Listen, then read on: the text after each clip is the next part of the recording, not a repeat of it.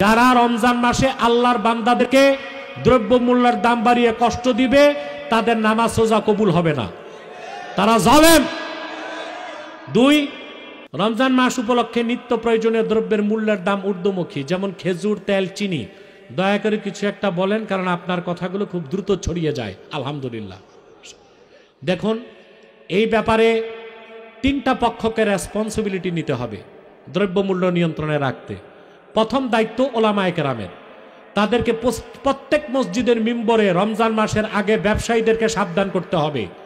যারা রমজান মাসে আল্লাহর বান্দাদেরকে দ্রব্যমূল্যের দাম বাড়িয়ে কষ্ট দিবে তাদের নামাজ রোজা কবুল হবে না, তারা জালেম। 2, সরকারকে কঠোর হস্তে দমন করতে হবে যেন রমজান উপলক্ষে কেউ দ্রব্যমূল্যের দাম বাড়াতে না পারে। 3, ব্যক্তিগতভাবে ব্যবসায়ীদেরকে পরকালের ভয় অন্তরে স্থান দিতে হবে। রমজান মাসে গরিব মুসলমানকে ঠকায়া যে টাকা পয়সা কামাই করবা এটা রেখে যেতে পারবা না, এটা তুমি থাকতেই দুনিয়াতে খরচ হয়ে যাবে। অতএব এই হারাম কাজ করাটা ব্যবসায়ীদের উচিত হবে না। প্রিয় বন্ধুগণ, এত সময় কষ্ট করে আপনাদের মূল্যবান সময় নষ্ট করে আমার ভিডিওটি দেখার জন্য আমি বিশ্বাস করি আপনারা যেহেতু এতদিন আমার পাশে ছিলেন, অবশ্যই আমার পাশে থাকবেন। আমার ভিডিওটি ভালো লাগলে লাইক এবং শেয়ার করে আপনাদের মধ্যে ছড়িয়ে দিবেন ইনশাআল্লাহ।